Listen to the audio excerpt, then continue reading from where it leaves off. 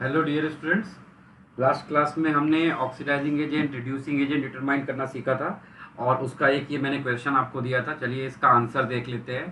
तो इस क्वेश्चन में यहाँ पर अगर आप ध्यान देंगे, जिंक मेटल का ऑक्सीडेशन स्टेट कितना है, 0, और यहाँ राइट साइड में +2। और यहाँ पे HNO3 में नाइट्रोजन का ऑक्सीडेशन स्टेट कितना है, 5। और राइट साइड में यहाँ पे NO2 में नाइट्रोजन का ऑक्सीडेशन स्टेट कितना है, 4।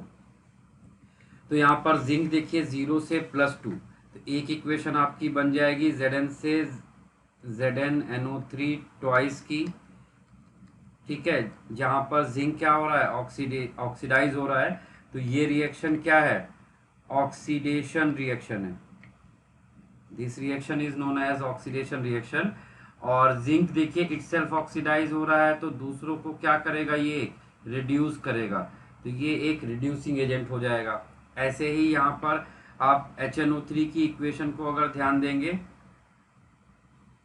तो HNO3 चेंज हो रहा है किस में, NO2 में। नाइट्रोजन 5 से 4 में जा रहा है, रिड्यूस हो रहा है, मतलब ये एक रिडक्शन रिएक्शन है। और यहाँ पर नाइट्रोजन इटसेल्फ रिड्यूस हो रहा है, तो दूसरों को क्या करेगा, ऑक्सीडाइज। तो यहाँ पर ये ऑक्सीडाइजिंग एजेंट है।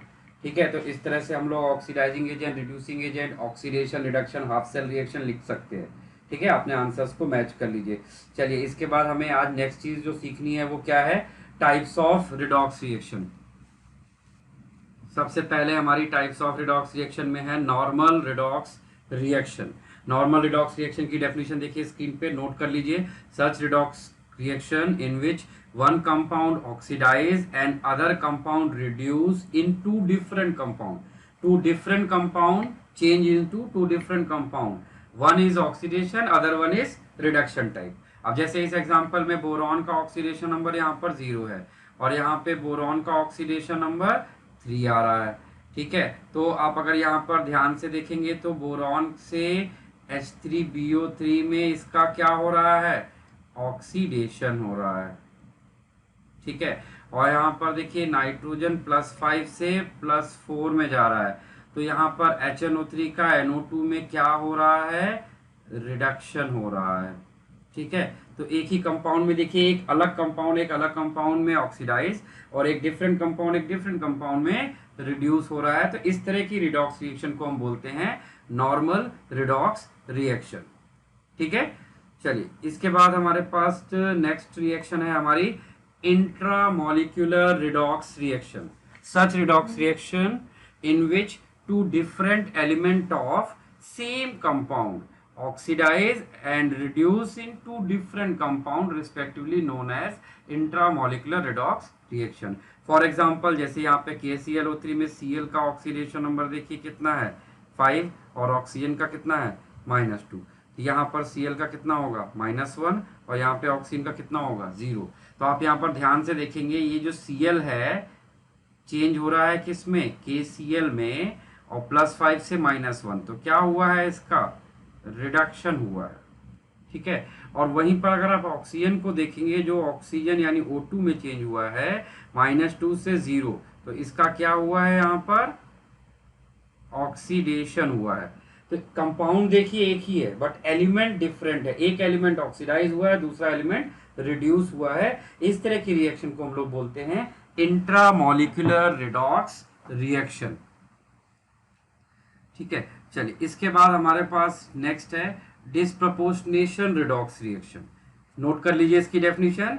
Such redox reaction in which same element of same compound oxidize as well as reduce in two different compounds known as disproportionation reaction। For example, जैसे यहाँ पे ब्रोमीन देखिए, यहाँ ब्रोमीन का ऑक्सीडेशन स्टेट क्या है, 0 है, और राइट हैंड साइड पे ब्रोमीन का NaBr में ऑक्सीडेशन स्टेट -1, और यहाँ पर इसका ऑक्सीडेशन स्टेट +5 है। तो ब्रोमीन ही देखिए, यहाँ पर ब्रोमीन ही रिड्यूस हो रहा है, ब्रोमीन ही ऑक्सीडाइज हो रहा है। कंपाउंड भी एक है, एलिमेंट भी एक है। ऊपर क्या था, कंपाउंड एक था बट एलिमेंट डिफरेंट थे, बट यहाँ पे कंपाउंड भी एक है, एलिमेंट भी एक है, और एक रिड्यूस हो रहा है और एक ऑक्सीडाइज हो रहा है। ऐसी रिएक्शन को हम लोग बोलते हैं डिस्प्रपोर्शनेशन रिडॉक्स रिएक्शन। ठीक है, चलिए इसके बाद नेक्स्ट रिएक्शन है कम प्रपोर्शनेशन और रिवर्स ऑफ डिस्प्रपोर्शनेशन रिएक्शन। तो कम प्रपोर्शनेशन और रिवर्स ऑफ डिस्प्रपोर्शनेशन रिएक्शंस में की डेफिनेशन क्या है? Such redox reaction in which same element of two different compound oxidise as well as reduce in one compound known as comproportionation reaction. जैसे कि यहाँ पर NaBr NaBrO3 H2SO4, यहाँ पर Br का ऑक्सीडेशन स्टेट -1, यहाँ पे Br का ऑक्सीडेशन स्टेट 5 है और राइट हैंड साइड पे Br का ऑक्सीडेशन स्टेट 0 है। तो अगर आप यहाँ पर ध्यान देंगे, यहाँ पे ब्रोमीन NaBr का जो ब्रोमीन है वो इस Br2 में क्या हो रहा है? ऑक्सीडाइज हो रहा है। एट द सेम टाइम यहाँ पर NaBrO3 में ये जो ब्रोमीन है ये Br2 में रिड्यूस हो रहा है। तो एक ही दो अलग अलग कंपाउंड एक सिंगल कंपाउंड के अंदर oxidise as well as reduce दोनों हो रहे हैं। तो इस तरह की रिडॉक्स रिएक्शन को हम लोग बोलते हैं कम प्रपोर्शनेशन रिडॉक्स रिएक्शन।